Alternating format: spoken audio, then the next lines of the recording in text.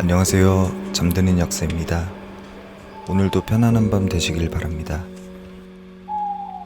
첫 번째 이야기. 관도대전 이후 갈 곳을 잃은 유비. 관도대전은 조조와 원소 두 거대한 세력이 정면으로 맞붙은 전쟁이었습니다. 병력만 놓고 보면 원소가 훨씬 우세했습니다. 그러나 전쟁은 숫자만으로 결정되지 않았습니다. 조조는 식량을 노려 적의 숨통을 끊었고 원소는 내부의 의견을 하나로 모으지 못했습니다. 결국 관도에서의 승리는 조조에게 돌아갔습니다. 하지만 이 승리가 곧바로 천하통일을 의미했던 것은 아닙니다. 원소는 아직 살아있었고 그가 다스리던 북방에도 여전히 많은 병력과 영토가 남아있었습니다. 다만 천하는 이제 조조가 우위를 점하기 시작했다는 사실을 조금씩 인정하기 시작했습니다. 이 변화는 한 사람에게도 큰 영향을 미쳤습니다. 바로 유비였습니다. 유비는 원소와 손을 잡고 조조에게 맞설 기회를 찾고 있었습니다. 그러나 관도에서 원소가 패하면서 그 계획 역시 흔들리기 시작했습니다. 조조는 더 이상 허약한 군벌이 아니었습니다. 황제를 보호하고 있었고 조정을 장악하고 있었으며 전쟁에서도 가장 강한 모습을 보여주고 있었습니다. 반면 유비에게는 안정적인 근거지가 없었습니다. 병력도 많지 않았고 넓은 영토도 없었습니다.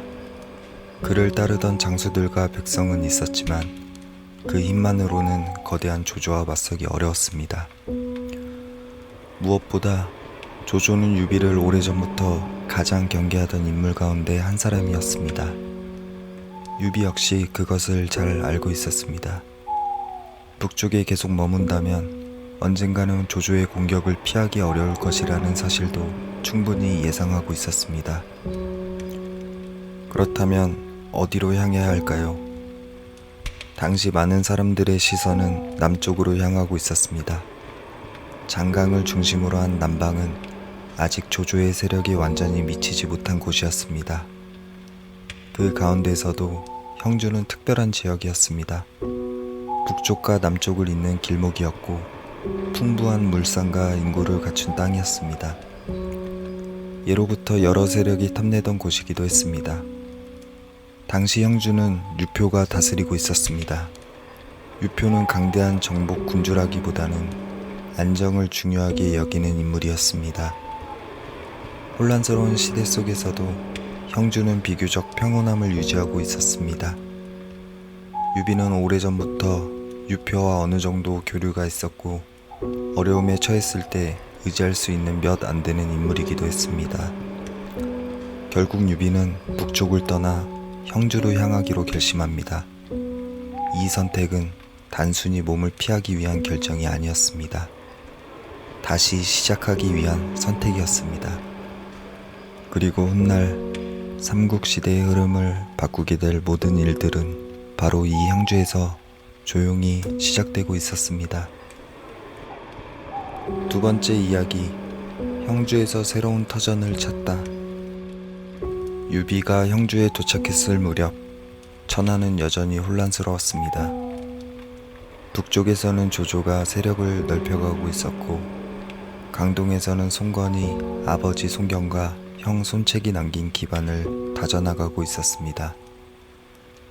그 사이에 자리한 형주는 마치 거센 물결 속의 잔잔한 만처럼 비교적 평온한 모습을 유지하고 있었습니다. 형주는 오늘날의 호북성과 호남성 일대를 아우르는 넓은 지역이었습니다. 북쪽의 중원과 남쪽의 강동을 연결하는 길목이었고 사방으로 이어지는 강과 육로 덕분에 오래전부터 교통과 물류의 중심지로 여겨졌습니다. 넓은 평야에서는 풍부한 곡식이 생산되었고 한나라 말기의 혼란을 피해 많은 사람들이 이곳으로 모여들었습니다. 전쟁이 계속될수록 형주의 가치는 더욱 커져갔습니다. 이 지역을 다스리던 사람은 유표였습니다. 유표는 명문가 출신으로 젊은 시절부터 학문과 예법을 중시했던 인물이었습니다. 난세 속에서도 무리하게 세력을 넓히기보다는 백성과 지역의 안정을 우선하려 했습니다. 덕분에 형주는 다른 지역보다 비교적 평온한 질서를 유지할 수 있었습니다. 물론 아무런 갈등이 없었던 것은 아닙니다. 지방 호족들의 이해관계는 복잡했고 외부 세력의 위협도 끊이지 않았습니다. 그러나 적어도 북방처럼 끊임없이 대규모 전쟁이 벌어지는 상황은 아니었습니다. 유비에게는 바로 이런 시간이 필요했습니다. 잃어버린 병력을 다시 모으고 흩어진 사람들의 마음을 하나로 모으며 앞으로 나아갈 방향을 다시 생각할 수 있는 시간이었습니다. 유표는 유비를 반갑게 맞이했습니다. 두 사람은 같은 한나라 황실의 종친이라는 인연도 있었고 이전부터 서로 알고 지내던 사이이기도 했습니다. 유표는 유비에게 신야 일대를 맡겨 방어하도록 했습니다. 신야는 형주의 북쪽 경계에 가까운 작은 성이었습니다. 조조의 세력이 남하할 경우 가장 먼저 영향을 받을 수 있는 위치였습니다. 쉽지 않은 자리였지만 유비는 이를 마다하지 않았습니다. 그에게는 크고 화려한 성보다 다시 시작할 수 있는 땅이 더 소중했습니다. 유비는 신야에서 백성들과 함께 생활하며 지역을 안정시키기 위해 힘썼습니다. 백성들의 형편을 살피고 함부로 재물을 거두지 않았으며 병사들에게도 규율을 지키도록 했습니다. 이러한 모습은 많은 사람들에게 신뢰를 주었습니다.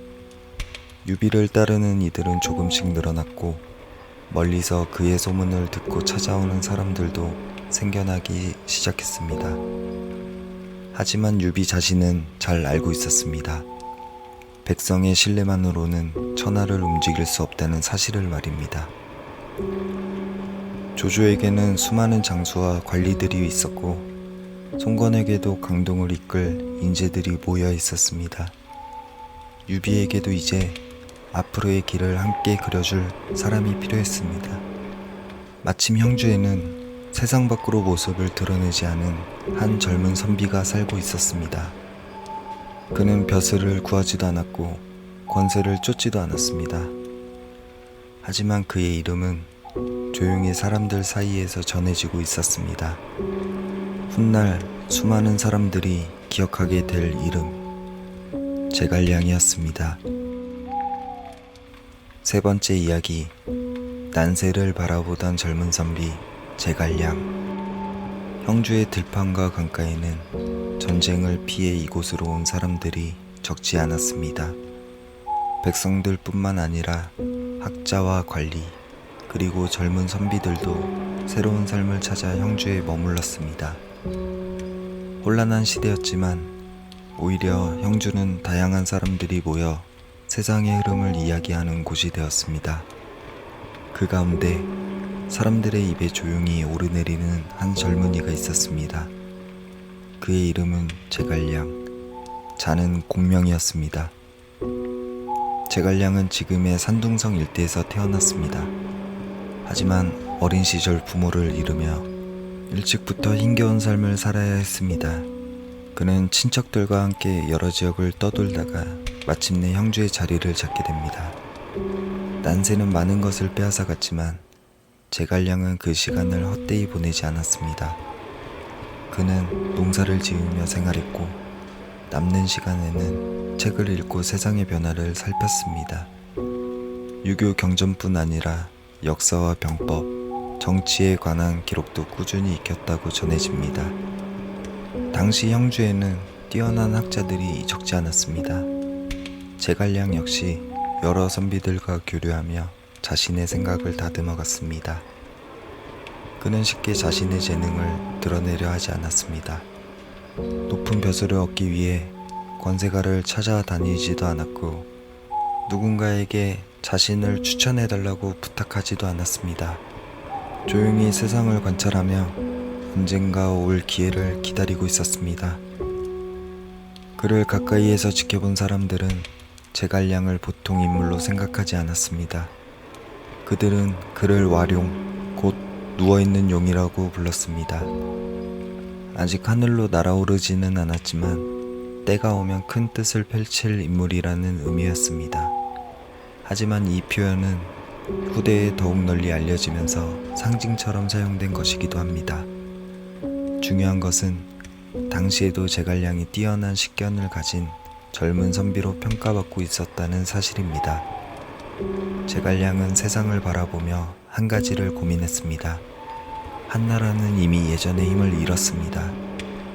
조조는 북방을 장악해 가고 있었고 강동에서는 송건이 독자적인 세력을 키우고 있었습니다. 천하는 이미 새로운 질서로 움직이기 시작했습니다. 그렇다면 앞으로 이 혼란을 끝낼 사람은 누구일까? 어떤 인물이 백성들의 마음을 모으고 무너진 질서를 다시 세울 수 있을까? 제갈량은 그 답을 쉽게 내리지 않았습니다. 아무리 뛰어난 재능이 있어도 함께 뜻을 펼칠 군주를 만나지 못한다면 아무 의미가 없다는 것을 잘 알고 있었기 때문입니다. 반대로 군주 역시 마찬가지였습니다. 뜻이 있어도 그것을 현실로 만들 인재가 없다면 큰 일을 이루기는 어려웠습니다. 바로 그 무렵 형주의 신야에서는 또 다른 사람이 같은 고민을 하고 있었습니다. 백성들의 신뢰는 얻었지만 앞으로 천하를 어떻게 살아가야 할지 길을 찾고 있던 사람, 유비였습니다. 두 사람은 아직 서로를 만나지 않았습니다. 하지만 역사는 조용히 그 만남을 준비하고 있었습니다. 네 번째 이야기, 유비는 왜 제갈량을 찾아갔을까? 신야에서의 생활은 조금씩 안정을 찾아가고 있었습니다. 유비를 따르는 백성들도 늘어났고 함께하는 장수들 역시 다시 힘을 모으기 시작했습니다. 하지만 유비는 자신의 현실을 누구보다 냉정하게 바라보고 있었습니다. 조조는 북방을 거의 손에 넣고 있었고 막대한 병력과 풍부한 물자를 바탕으로 점점 더 강해지고 있었습니다. 강동의 송건도 선대가 남긴 기반 위에서 세력을 안정적으로 다져가고 있었습니다. 반면 유비는 아직 작은 성 하나를 지키는 입장이었습니다. 지금 필요한 것은 용맹한 장수만이 아니었습니다. 앞으로의 길을 함께 설계할 수 있는 인재가 절실했습니다. 그 무렵 유비 곁에는 한 사람이 머물고 있었습니다. 그의 이름은 서서였습니다. 서서는 뛰어난 학식과 식견을 갖춘 선비였으며 유비를 도우며 여러 조언을 아끼지 않았습니다. 유비는 서서를 깊이 신뢰했습니다. 그러던 어느 날 서서는 유비에게 한 사람을 소개합니다. 저보다 훨씬 뛰어난 인물이 형주에 있습니다. 그가 말한 사람이 바로 제갈량이었습니다. 서서는 제갈량의 식견과 재능을 높이 평가하며 천하의 형세를 함께 논할 수 있는 인물이라고 전했습니다. 유비는 그 말을 가볍게 넘기지 않았습니다. 오랫동안 여러 사람을 만나며 살아온 그는 사람을 알아보는 일의 중요성을 누구보다 잘 알고 있었습니다. 때로는 한 사람의 선택이 수만 명의 병사보다 더 큰 힘을 만들어내기도 한다는 사실을 경험으로 배워왔습니다. 그래서 유비는 직접 제갈량을 찾아가 보기로 결심합니다. 후대에는 이 이야기가 상고초려라는 이름으로 널리 알려졌습니다. 눈이 내리는 날 3번이나 초가집을 찾아갔다는 장면은 삼국지 연의를 통해 많은 사람들에게 전해졌습니다. 하지만 역사 기록은 조금 다릅니다. 정사인 삼국지 촉서 제갈량전에는 유비가 여러 차례 찾아가 예를 다했다는 취지의 기록은 남아있지만 연희처럼 극적인 장면들이 자세히 기록되어 있지는 않습니다. 따라서 오늘날 우리가 익숙하게 알고 있는 상고초려의 세부 묘사는 후대 문학을 통해 더욱 풍성하게 다듬어진 부분이 적지 않습니다. 그렇다고 해서 중요한 의미가 달라지는 것은 아닙니다. 유비가 자신의 자존심보다 인재를 얻는 일을 더 소중하게 여겼다는 사실만큼은 분명합니다. 그는 이름 높은 군주였지만 재능 있는 사람을 만나기 위해 직접 길을 나섰습니다. 그것은 단순한 예의가 아니라 난세를 살아가는 방식이었습니다. 그리고 형주의 한적한 초가집에서는 세상을 바꿀 준비를 마친 한 젊은 선비가 조용히 그를 기다리고 있었습니다. 5번째 이야기, 3번 찾아간 끝에 이루어진 만남. 유비는 제갈량을 만나기 위해 길을 나섰습니다. 형주의 들판을 지나 조용한 마을에 자리한 작은 초가집으로 향했습니다. 처음 찾아갔을 때 제갈량은 집을 비우고 있었습니다. 유비는 아쉬움을 뒤로한 채 돌아왔습니다. 며칠 뒤 다시 찾아갔지만 이번에도 만나지 못했습니다. 쉽지 않은 일이었습니다. 하지만 유비는 포기하지 않았습니다. 그는 다시 길을 나섰고 마침내 제갈량과 마주 앉을 수 있었습니다. 후대에는 이 이야기가 3번 찾아갔다는 일화로 널리 알려졌습니다. 정사에는 그 과정이 자세히 기록되어 있지 않지만 유비가 제갈량을 여러 차례 찾아가 예를 다했다는 점은 전해지고 있습니다. 그날 2사람은 오랜 시간 이야기를 나누었습니다. 유비는 자신의 현실을 숨기지 않았습니다. 지금 자신이 가진 것은 많지 않았습니다. 병력도 부족했고 안정적인 영토도 없었습니다. 하지만 한나라를 다시 일으키고 싶다는 뜻만은 변하지 않았습니다. 제갈량은 조용히 유비의 이야기를 들었습니다. 그는 당장의 병력보다 천하의 흐름을 먼저 바라보고 있었습니다.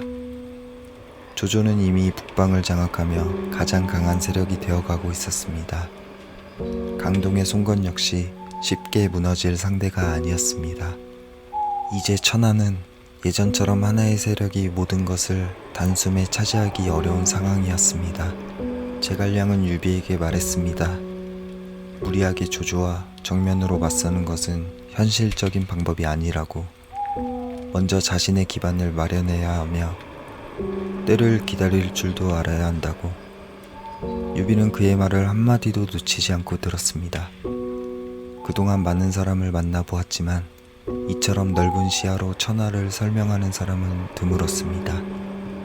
2사람의 대화는 단순히 처음 만난 군주와 선비의 인사가 아니었습니다. 앞으로 수십 년 동안 이어질 동행의 시작이었습니다. 이날 이후 유비는 제갈량을 곁에 두기로 마음먹었습니다. 관우와 장비 역시 처음에는 제갈량을 특별하게 여기지 않았다고 전해집니다. 하지만 유비는 이렇게 말했다고 기록되어 있습니다. 나에게 공명이 있는 것은 물고기에게 물이 있는 것과 같다. 이 말은 삼국지 촉서 제갈량전에 실려있는 내용입니다. 그만큼 유비는 제갈량의 존재를 소중하게 여겼습니다. 그리고 이어진 대화 속에서 제갈량은 자신의 오랜 생각을 하나씩 펼쳐 보이기 시작했습니다. 훗날 사람들은 그것을 융중대책이라 불렀습니다. 6번째 이야기, 융중대책, 천하를 바라보다. 제갈량은 유비 앞에서 천천히 천하의 형세를 설명하기 시작했습니다. 그가 먼저 이야기한 것은 조조였습니다. 조조는 이미 북방 대부분을 장악하고 있었습니다. 황제를 보호하며 조정을 이끌고 있었고 풍부한 인구와 넓은 영토 그리고 강한 군대를 갖추고 있었습니다. 이제 조조는 한 지방의 군벌이 아니라 천하에서 가장 강력한 세력이 되어가고 있었습니다. 그렇다고 해서 당장 조조를 무너뜨릴 수는 없었습니다. 제갈량은 현실을 있는 그대로 바라보았습니다. 감정이나 이상만으로는 난세를 살아갈 수 없다는 것을 잘 알고 있었습니다. 이어 그는 남쪽을 이야기했습니다. 강동에는 송건이 있었습니다. 송건은 아버지 송경과 형 손책이 남긴 기반을 이어받아 장강 동쪽을 안정적으로 다스리고 있었습니다. 강동은 산과 강이 천연의 방어선이 되어 주었고 오랜 시간 독자적인 세력을 키워온 지역이었습니다. 조조가 강하다고 해서 쉽게 강동까지 차지할 수 있는 곳은 아니었습니다. 제갈량은 말했습니다. 조조와 송건이 서로 대립하는 동안 유비는 자신만의 기반을 마련해야 한다고 그 기반으로 제시한 곳이 바로 형주와 익주였습니다. 형주는 북쪽과 남쪽을 잇는 길목이었습니다. 풍부한 인구와 물산을 갖추고 있었으며 천하의 여러 세력을 연결하는 중요한 위치였습니다. 그리고 익주는 사방이 산으로 둘러싸인 천혜의 요새였습니다. 비옥한 평야와 풍부한 자원을 갖춘 땅이었고 오랫동안 독립적인 세력을 유지하기에 유리한 지역이었습니다. 제갈량은 먼저 형주를 확보하고 이어 기회를 모아 익주를 얻어야 한다고 말했습니다. 그렇게 두 지역을 기반으로 힘을 기른 뒤 송건과는 협력하여 조조에 맞서는 것이 가장 현실적인 길이라고 설명했습니다. 이 전략의 핵심은 무리하게 천하를 한 번에 얻으려 하지 않는 것이었습니다. 먼저 살아남고 기반을 다지고 때를 기다리는 것, 그리고 가장 적절한 순간에 움직이는 것. 제갈량은 천하를 단순히 전쟁터로 보지 않았습니다. 백성과 물자, 지리와 정치, 그리고 시간까지 함께 살펴야 한다고 생각했습니다. 이처럼 여러 요소를 함께 고려한 전략은 당시에도 매우 현실적이고 치밀한 구상이었습니다. 물론 훗날 모든 계획이 처음 생각한 그대로 이루어진 것은 아니었습니다. 역사는 언제나 예상과 다른 방향으로 흘러가기 마련입니다. 그러나 놀라운 것은 이날 제갈량이 설명한 큰 방향이 이후 유비 세력의 움직임과 상당 부분 일치했다는 사실입니다. 형주를 기반으로 세력을 키우고 익주를 차지한 뒤 송건과 힘을 합쳐 조조에 맞선다는 흐름은 훗날 삼국시대의 역사를 이해하는 중요한 틀이 되었습니다. 유비는 긴 이야기를 조용히 들었습니다. 그가 찾고 있었던 것은 용맹한 장수가 아니었습니다. 눈앞에 한 번의 승리를 말하는 사람도 아니었습니다. 수십 년 뒤까지 내다보며 천하의 흐름을 함께 그릴 수 있는 사람이었습니다. 그리고 바로 그날 유비는 자신의 곁에서 앞으로의 길을 함께 걸어갈 동반자를 얻었습니다. 7번째 이야기, 새로운 시대의 시작. 제갈량과의 만남 이후 유비의 주변에는 조금씩 변화가 찾아오기 시작했습니다. 겉으로 보이는 것은 크게 달라진 것이 없었습니다. 여전히 신야의 작은 성을 지키고 있었고 조조의 세력은 더욱 강해지고 있었습니다.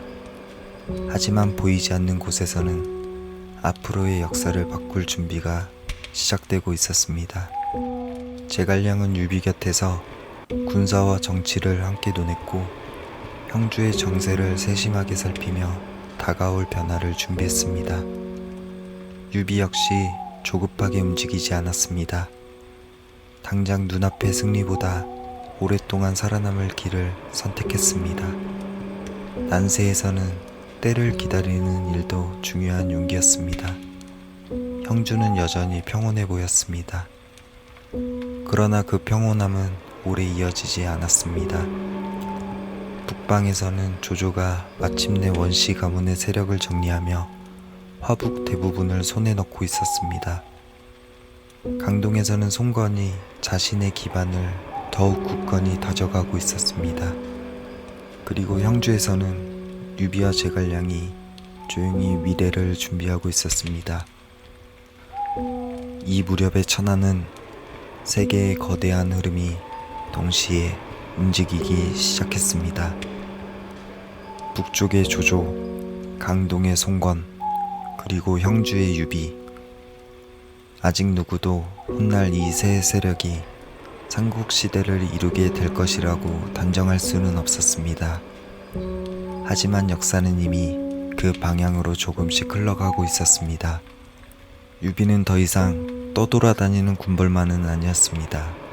제갈량 역시 세상과 거리를 두고 살아가던 한 젊은 선비가 아니었습니다.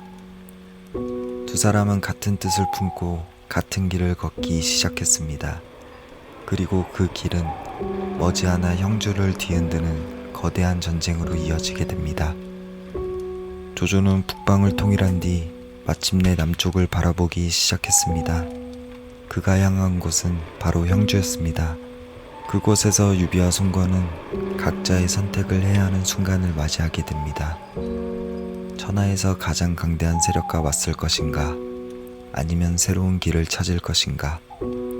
그 선택은 중국 역사에서 가장 유명한 전투 가운데 하나로 이어지게 됩니다.